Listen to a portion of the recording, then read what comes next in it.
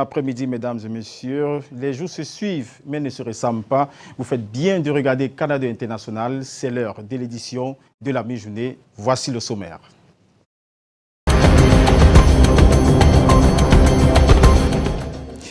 Hajj 2019, les premiers pèlerins rejoignent déjà la Terre Sainte à travers des vols affrétés à cet effet. Pour cette édition, comme pour toutes les autres, le chef de l'État, Paul Biya, apporte sa contribution pour de meilleurs préparatifs avant le départ. Nous écouterons dans ce journal quelques pèlerins.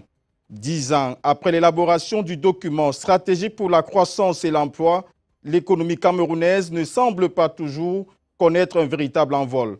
Un panorama qui inquiète les opérateurs du secteur privé qui l'ont manifesté lors des consultations participatives conduites par le ministre de l'économie, Alamine Ousmane Meh. Et puis en sport, réunion du comité exécutif de l'Union des fédérations de football d'Afrique centrale. Douala abrite en ce moment les travaux qui se déroulent en présence du président de l'instance, l'équato-guinéen Gustavo Dong, et du président de la FECAFOOT, Seydou Mbombo Djoya. Les détails de ces assises, c'est dans ce journal avec notre reporter sur le terrain, Marc Chouamou.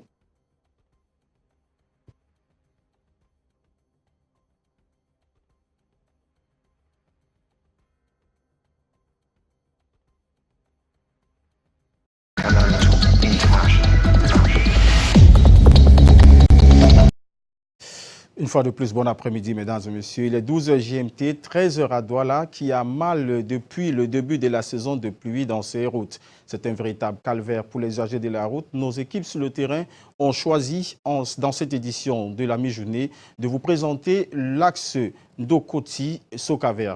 Pour vous présenter cet axe, nous tentons de joindre sur le terrain notre reporter Patrick Ngwanya. Bon après-midi, Patrick. Bon après-midi, Robert Chalitok, mesdames, messieurs. Bon après-midi et bienvenue ici au lieu dit Carrefour Sokaver. Nous sommes en Ndokbong, c'est dans le 5e arrondissement. Et ce que vous avez en image, c'est la frustration quotidienne des automobilistes et des usagers. C'est la route enclavée de cette zone qui empêche au quotidien les usagers de mener paisiblement à leurs occupations. Et c'est dans ce courroux-là que nous avons retrouvé quelques personnes ici qui ont bien voulu nous expliquer ce qu'ils vivent au quotidien, comment ils affrontent au quotidien cette route qui aujourd'hui s'assimile à une véritable route du calvaire. Bon après-midi, monsieur. Vous êtes en direct sur le 13h de Canada International. Comment vous vivez cette situation au quotidien?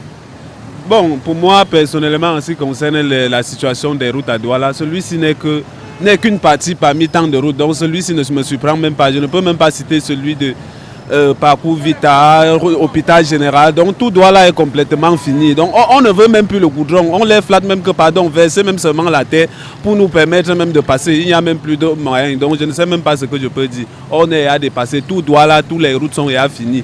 On n'espère même plus le goudron. On veut même le bricolage, mais il n'y a même plus. Donc nous on est aussi seulement. On avait dit que c'est le septennat des grandes opportunités ou de quoi. Nous on voit aussi seulement. Je suis dépassé. Il n'y a plus de route à Douala, comme vous voyez là. Donc ça, ce n'est qu'une partie. Il y a tant de routes, il n'y a plus. Il n'y a plus de route nulle part. Donc moi, quand je vois là, ça ne me surprend même pas. J'attends aussi seulement voir. On a tellement parlé, je n'espère plus grand chose. Parce que là, si déjà on n'arrive même plus à verser la terre, tu vas parler du goudron comment? Donc moi, je ne sais plus ce que... On veut même seulement qu'on verse la terre, je ne veux même plus le goudron. Parce que si on demande le goudron fatigué, il n'y a pas même la terre, essayez au moins de couvrir. Parce qu'il y a au moins les engins de la communauté. C'est même déjà la mauvaise foi. Si au moins on disait qu'il n'y a pas moyen, on n'a pas donné l'argent pour le goudron, au moins avec les engins de la communauté et tout. Rassurez-vous au moins que la route passe en attendant que peut-être les gens de Yaoundé vous envoient les moyens pour pouvoir arranger les choses de manière légale et tout et tout. Donc déjà ici, il y a la mauvaise foi même des autorités qui sont même sur place. Parce qu'il ne faut pas qu'on se dise seulement qu'on n'a pas encore envoyé l'argent à Yaoundé. La communauté a les engins. On n'a pas besoin d'aller louer les appareils pour venir mettre cela à jour. Donc ce n'est que ce que moi je suis dépassé pour la situation de Douala. C'est compliqué. C'est véritablement compliqué, comme le dit cet usager que nous avons à l'instant. Mesdames, messieurs, voilà donc le quotidien que vivent les usagers de cette route dite de Sokaver en Ndokbong. Donc depuis le carrefour Sokaver en Ndokbong pour Canada International, nous sommes Patrick Ngwanya et William Nebou.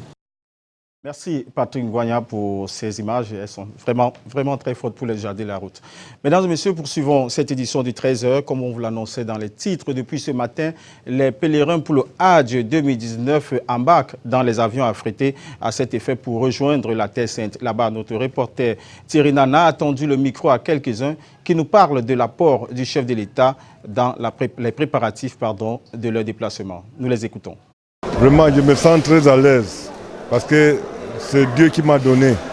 Je ne comptais pas un jour aller à la Mecque, mais Dieu m'a donné ce jour-ci pour aller à la Mecque. Je remercie 1000 fois Dieu d'avoir m'accordé le voyage d'aller à la Mecque. Particulièrement heureux de ce grand voyage que nous allons effectuer. On va faire les intenses prières pieuses, les intenses prières porte-bonheur, les intenses prières, n'est-ce pas, pour la paix, plus particulièrement la prière pour la paix. Parce que la paix, c'est ça qui fait le sens de la vie. Sans la paix, rien ne peut être concordant. Donc on va particulièrement prier pour la paix, pour notre pays, pour notre cher beau pays, le Cameroun. Non, je me sens très bien. Très bien, puisqu'on est en train d'aller prier, prier pour que Dieu nous mette la paix dans notre pays. En santé, lutte contre les hépatites virales, investi dans l'éradication de ces maladies d'ici 2030, le ministre Malaouda Malachi a lancé la commémoration de la 9e édition de la Journée mondiale au Cameroun à Ebolova, où depuis quelque temps existe un centre thérapeutique. Ambroise Foguet pour plus de détails. Des tueurs silencieux, les 5 types de virus pouvant entraîner la cirrhose hépatique ou un cancer de foie. Le Cameroun a fort à faire pour son objectif d'éliminer l'hépatite virale d'ici 2030. Investir dans l'élimination des hépatites virales, c'est donc maintenant. Pour l'hépatite virale, c'est de 7,6%. Alors qu'il y a 3634 formations sanitaires au Cameroun qui disposent des tests de dépistage rapide. Si on rate la vaccination, parce qu'on n'a pas dépisté, si on rate le traitement qui est disponible et qui guérit, parce qu'on n'a pas dépisté ou parce qu'on n'a pas été vacciné avant, le décès est... Non, le décès est là. Connaître son statut, se vacciner, se soigner dans une formation sanitaire, voilà des clés. Et chacun joue sa partition. Il s'agit particulièrement de la population, du personnel de santé, des personnes des médias, de la société civile, des personnes vivant ou affectées par l'hépatite, des partenaires au développement et des décideurs politiques. La partition du leadership de la santé publique camerounaise est accélérée dès cette 9e édition de la Journée mondiale de la lutte contre les hépatites virales. Tout un mois donc, qui débute par le Sud, dont la prévalence de 10% est supérieure à celle nationale. Le ministère de la Santé publique, accompagné par ses partenaires techniques et financiers, a considérablement augmenté l'offre de services dans la prise en charge globale des hépatites virales. À l'instar du centre de traitement que nous avons l'honneur de lancer ce jour à l'hôpital régional d'Ebolova. La mise sur pied des comités thérapeutiques pour la prise en charge des hépatites est la bienvenue car en 2017, seuls 8% des diagnostiqués d'hépatite B, par exemple, ont bénéficié de traitement avec 90% de guérison. Toujours en santé, dans la région de l'Est, la vente des médicaments dans la rue est très répandue. Un secteur d'activité qui connaît la ruée des populations malgré les dangers liés à la qualité. Pour vaincre cette activité illicite mais très lucrative pour les tenanciers, le délégué régional de la santé multiplie les descentes sur le terrain. Junior Hussein et Kisto Koumaï nous en donnent plus de détails. Thierry est un jeune Camerounais âgé de 28 ans. Selon ce dernier, depuis sa naissance, il n'a jamais été admis dans un centre de santé. Ses parents lui ont toujours donné des médicaments de la rue. Aujourd'hui, c'est devenu une tradition chez lui. Consommer uniquement les médicaments provenant de la rue, et ce pour plusieurs autres raisons. Quand vous arrivez à l'hôpital, le temps de vous recevoir, ça met du temps. Donc ça prend trop de temps là-bas et trop de protocoles. Quand on arrive dans la rue, on expose notre problème et on est résolu en moins de 5 minutes. La commercialisation des médicaments dans la rue prend de l'ampleur à Bertois. Les commerçants bafouent la loi numéro 10/035 du 10 août 1990 qui stipule à son article 53 que tout délit d'étalage ou de distribution de médicaments est interdit. sur la voie publique, dans les foires et les marchés, à toute personne, même titulaire du diplôme de pharmacien. Le délégué régional de la santé publique de l'Est a donc sillonné les artères de la ville pour interpeller les délinquants au respect de cette loi. Que les médicaments soient disponibles dans la région au bénéfice des populations et surtout les médicaments essentiels de qualité et à un coût abordable, le fonds régional doit jouer son rôle, c'est-à-dire celui de la distribution des médicaments pour le compte des formations sanitaires. Pour combattre ce phénomène, véritable danger pour la santé des populations, quelques mesures sont prises. Cette action s'inscrit en droite ligne avec la politique du ministre de la Santé qui vise à mettre de l'ordre dans la gestion des médicaments et à assurer aux Camerounais une sécurité lorsqu'ils doivent se procurer un médicament pour leur santé. Désormais, la lutte sera acharnée contre le commerce des médicaments dans la rue et produits pharmaceutiques frauduleux dans la région de l'Est. En économie, 10 ans après l'élaboration du document stratégique pour la croissance et l'emploi, l'économie camerounaise stagne. Les chiffres parlent d'eux-mêmes, 4% seulement. Le secteur privé s'est montré assez inquiet au cours des consultations participatives conduites par le ministre de l'économie, Alamine Ousmane. L'objectif de ces consultations est la planification de la deuxième phase de la vision 2035. Yvon Katiken et Guy Fotso pour plus de détails. Ils ont donné leur contribution ce matin pour la planification de la vision 2035, mais la communauté des affaires se montre tout de même inquiète. Le Cameroun doit devenir émergent en 2035. L'amélioration de notre environnement et de notre climat des affaires. 10 ans après la rédaction du document stratégique pour la croissance et l'emploi, la croissance du Cameroun stagne. Alors que l'on prévoyait une croissance à 2 chiffres, on en est rendu à 4,6%. Le président du GICAM parle d'un échec collectif. Nous sommes tous responsables de ce que ce document, qui devrait être bâti tenant compte d'un certain nombre de nos potentiels, un certain nombre d'objectifs clairs, partagés. L'émergence du Cameroun est impérative, d'où l'implication de tous les acteurs productifs. Les consultations engagées à Douala vont permettre à terme de planifier la deuxième phase de la vision 2035. Convaincu de l'impératif d'une appropriation large et profonde de la vision 2035 pour toutes les couches sociales et des vertus de l'inclusion, le gouvernement a choisi d'approfondir sa démarche participative.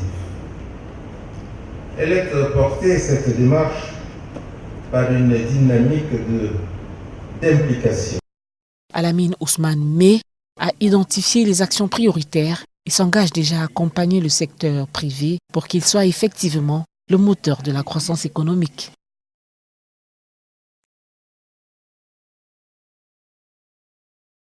Mesdames et messieurs, l'information de la mi-journée sur Canal 2 se poursuit avec nos bureaux de Yaoundé où nous allons retrouver Karel Mezatia qui nous parlera de la sortie de la vice-présidente du MRC sur les derniers événements. Bon après-midi, Karel.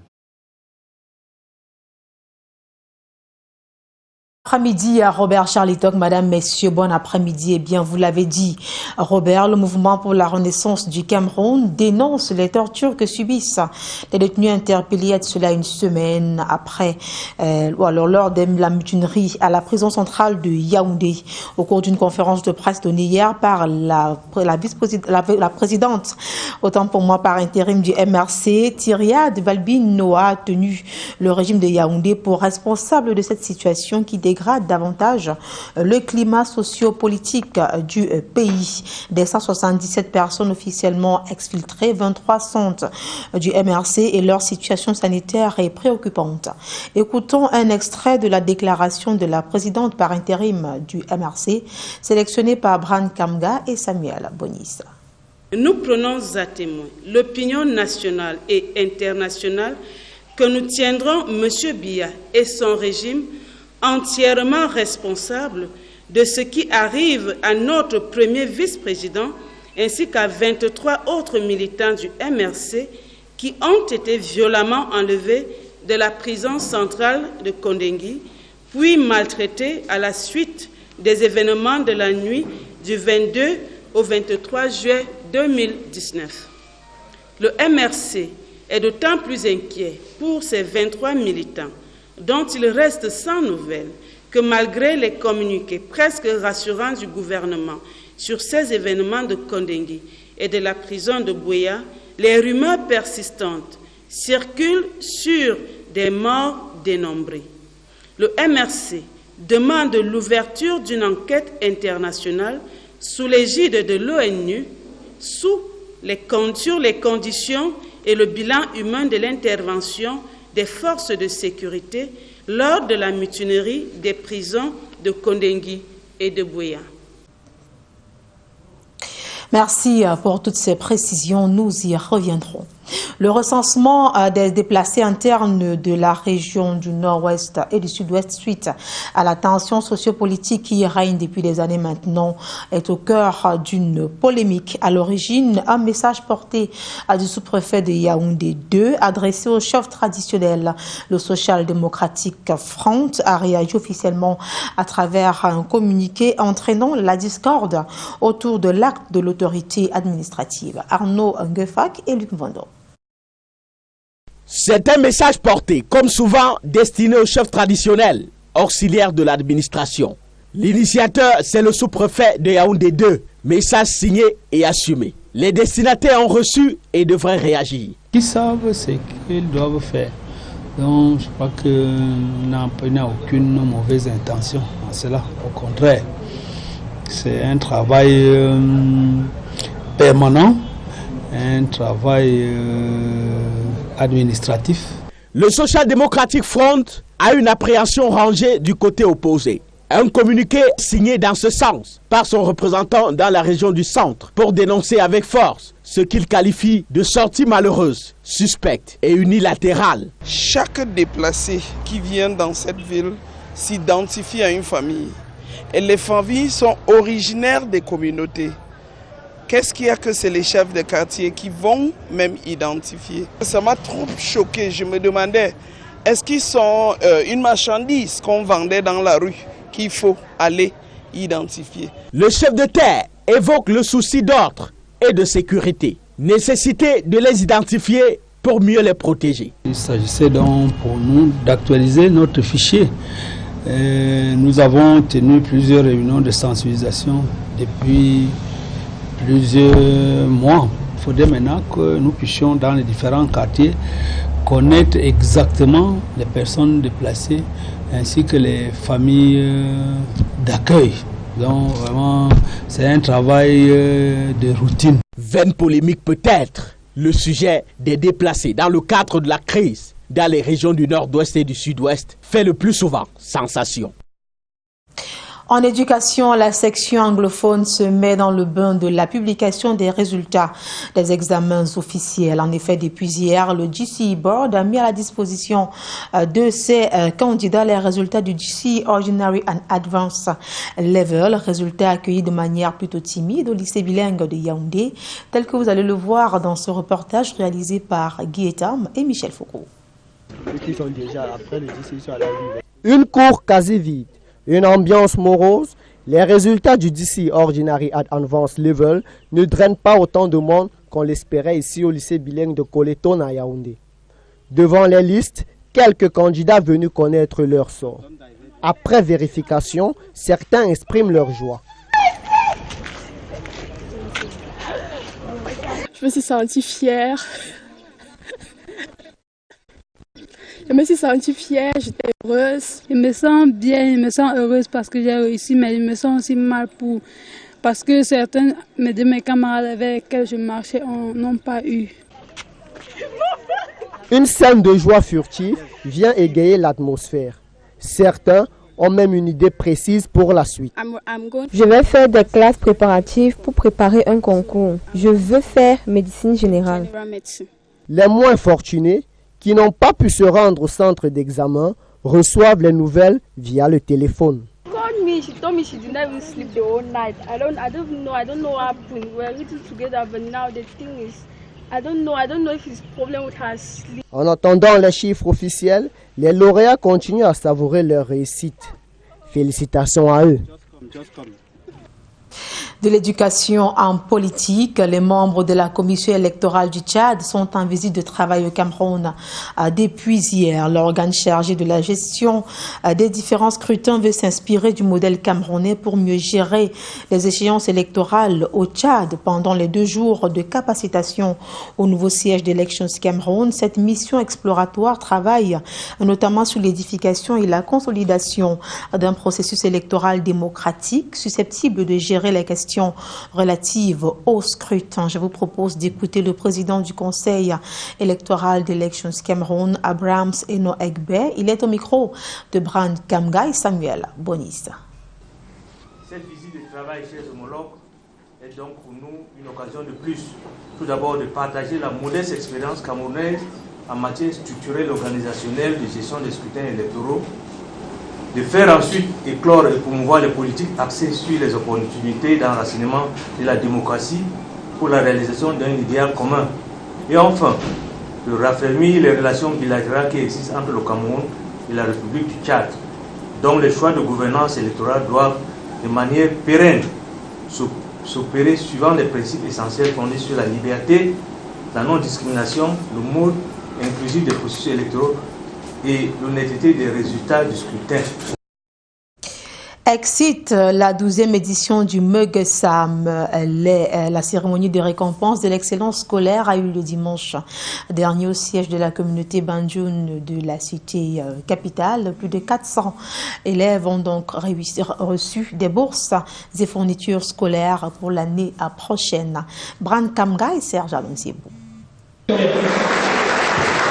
Des lauréats et des boursiers par centaines, une communauté fière de ses valeurs. 12 ans déjà que dure la récompense des meilleurs élèves ressortissants Banjoun vivant à Yaoundé. L'édition 2019 du Megesam a connu plusieurs innovations. Il y a un an, nous étions 310. Cette année, ils sont 420. Ça veut dire plus de 100.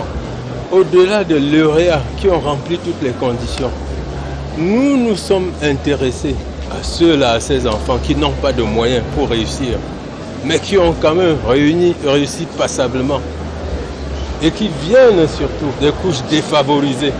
La cagnotte des fournitures scolaires remises aux méritants a également connu des ajustements. 17 000 francs pour le premier cycle, 22 000 francs pour le second.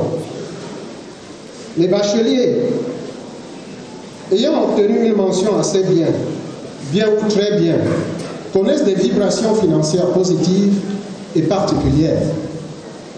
Les rétributions financières sont de l'ordre de 25 000, 35 000 et enfin 50 000 francs. C'est tout à l'honneur des aînés soucieux de l'avenir de leurs fils et filles et dont la clôture du Megesam 2019 ce 28 juillet au foyer de la communauté Banjoun de Yaoundé permet de saluer cette touche particulière. Le peuple Banjoun, c'est un peuple patriote,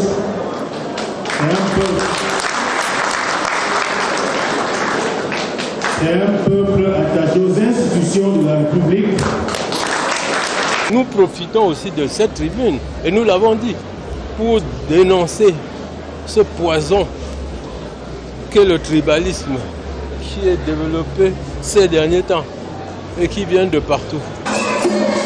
Et pour éloigner ce mal hors de la communauté Banjoun et même du Cameroun tout entier, les jeunes venus des 4 grandes aires culturelles du pays ont suivi avec succès une formation en langue Guamala. Les meilleurs sont récompensés lors de cette journée de l'excellence scolaire de la communauté Banjoun de Yaoundé qui rentre dans l'histoire. Et la suite du 13h de ce mardi, c'est naturellement avec vous. Du côté de Douala, Robert Charlitok. Merci Karel Mezatia. Nous poursuivons justement l'information de la mi-journée sur Canada International avec cette actualité en sport. Douala reçoit depuis un moment la réunion importante du comité exécutif de l'Union des fédérations de football d'Afrique centrale, en abrégé UNIFAC. Elle se tient en ce moment dans un hôtel de la place en présence du président de l'instance, l'équato-guinéen Gustavo Ndong, et du président de la FECAFOOT, Sédou Mbonjoya, membre du comité exécutif de l'UNIFAC. Pour en savoir plus sur ces assises, nous allons tenter de rejoindre notre reporter sur le terrain, Marc Chouamo. Bon après-midi, Marc. Bon après-midi, Robert Charles Itok, et bienvenue à la résidence Falaise Aqua, à Douala, au Cameroun, précisément, où se tient la première session du comité exécutif de l'Union des fédérations de football d'Afrique centrale, en abrégé UNIFAC. C'est la toute première réunion de ce bureau depuis la prise de pouvoir de Gustave Ndong, le président de la fédération équato-guinéenne de football, qui désormais préside aux destinées de l'UNIFAC. Ils sont juste derrière moi dans une salle donc, de ce prestigieux hôtel de la ville depuis 11 heures pour tabler sur l'essence même de cette association qui a eu un frein depuis l'arrestation du président de la Fédération centrafricaine de football, qui était le président de l'UNIFAC, en la personne de Ngaï Siona, qui a été donc arrêté par les instances françaises pour des affaires qui n'ont pas un trait avec le football et qui ont beaucoup plus un lien avec la guerre récente ou bien qui a eu pendant des années du côté de la RCA. En tous les cas, il est question de relancer les activités de cette association, de se pencher également sur les compétitions que l'Afrique centrale va abriter. Donc le CHAN 2020 au Cameroun et également la CAN 2021 au Cameroun, relancer les compétitions des jeunes. Tout cela sera donc au menu donc, de ce comité exécutif tout autour de Gustave Ndong. Ils sont donc 6 dans cette salle, y compris le président de la FECAFOOT, Sédou Mbonjoya, le président de la Fédération équato-guinéenne de football, également président de l'UNIFAC, Gustave Ndong, le président de la Fédération centrafricaine de football, le remplaçant de Ngaï Siona est bel et bien en place, le président de la Fédération congolaise de football est là aussi, tout comme le président de la Fédération gabonaise de football, Pierre-Alain Mungengi, qui, on le rappelle, est aussi membre du comité exécutif de la CAF, représentant donc de la zone Afrique centrale. Le secrétaire général de la nationalité centrafricaine est également là. Ils vont donc essayer de sortir des précisions sur la relance donc, des activités de cette association. Peut-être autour de 14 heures, on aura plus ample détail. Voilà un peu brossé l'objectif donc de cette réunion en haut lieu de l'UNIFAC, ici à Douala, au Cameroun. Depuis l'hôtel La Résidence La Falaise, donc à Douala, Marc Chouamo, Marius Kossu, pour Canada International. Où une délégation de la CAF est descendue une nouvelle fois dans la ville de Garoua pour s'assurer que la ville effectivement est prête pour accueillir les équipes de la prochaine Coupe d'Afrique des Nations. Sur place, l'équipe a plutôt été satisfaite des travaux réalisés jusqu'ici, bien que beaucoup reste à faire, surtout au niveau des voies d'accès. Écoutons le récit de Vanessa Kamdem. 95%, c'est le taux d'exécution des travaux de construction du stade omnisport de Garoua. Constat effectué par les émissaires de la CAF, venus une nouvelle fois s'acquérir de l'état d'avancement des chantiers de la CAN dans la ville. Sur le site des travaux de réhabilitation et d'extension du stade omnisport Ngadia, et nous pouvons dire qu'à ce jour, les travaux sont assez avancés, sont pratiquement à 95% du taux d'exécution. Comme vous l'avez constaté par vous-même sur le site, les différentes tribunes sont déjà prêtes à recevoir le public. Côté hébergement, le constat est également positif. La réfection de l'hôtel La Bénoué et l'achèvement des travaux de construction de 2 hôtels de 70 et 100 chambres suffisent à rassurer cette délégation de la Confédération africaine de football, bien que beaucoup reste à faire au niveau de l'aménagement des voies d'accès. Les travaux réalisés à 61% doivent rapidement s'accélérer. Le taux d'avancement de ce chantier est à 61%. Je crois bien que d'ici le 4, la voie triomphale doit être finie avec le 0,31,5 réglé. Et peut-être d'ici le 20, le bébé, ça veut dire que l'enrobé va passer au-dessus. À Garoua, on se félicite déjà de l'évolution de tous ces chantiers et on se sent prêt à accueillir la prochaine Coupe d'Afrique des Nations. Avant de fermer ce journal, parlons d'un sport particulier, le football pour personnes handicapées. À travers leur association, les sportifs particuliers ont tenu à faire connaître au grand jour leur passion qui n'est nulle que celle du sport roi, malgré les difficultés liées à leur handicapé. Alex Dembé les a suivis. Voici son reportage. Loin d'être une utopie ou encore un film de fiction, c'est bel et bien une réalité.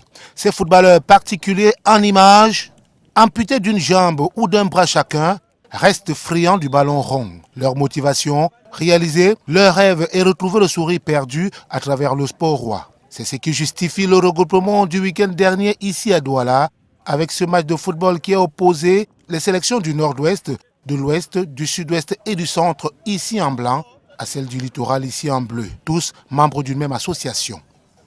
Le football amputé Cameroun a été pensé par un de nos joueurs, Elvis. Et aujourd'hui, nous sommes ici au stade Camtel pour faire un match amical entre deux équipes. Ici, les règles de jeu sont bien particulières. Il y a 6 joueurs de champ qui doivent obligatoirement être amputés d'une jambe, quel que soit le pied, et un gardien de but obligatoirement amputé d'un bras, soit 7 joueurs par équipe qui évoluent sur un terrain d'une dimension de 60 sur 35 ou 40 mètres. Le temps de jeu, quant à lui, est fixé à 35 ou 40 minutes par mi-temps, avec une pause de 15 minutes entre les deux parties. Leur rêve, c'est une association embryonnaire qui rêve vraiment de jouer la Coupe d'Afrique du football amputé, parce que ça se joue déjà en Afrique. Nous sommes juste les derniers, le Cameroun est le dernier. Il y a la Coupe du monde même du football de personnes amputées. Donc nous voulons vraiment que le gouvernement, que les sponsors, les partenaires puissent vraiment aussi associer leur image à un projet comme le nôtre. Tout en espérant que celui-ci deviendra réalité, les personnes sportives amputées de jambes et de bras continuent leur bonhomme de chemin. Avec cet élément des sportifs handicapés que nous fermons ce journal d'Amis Jeunesse Canada International. Merci de nous avoir suivis. Restez scotchés à nos programmes. Au revoir et à demain, s'il plaît à Dieu.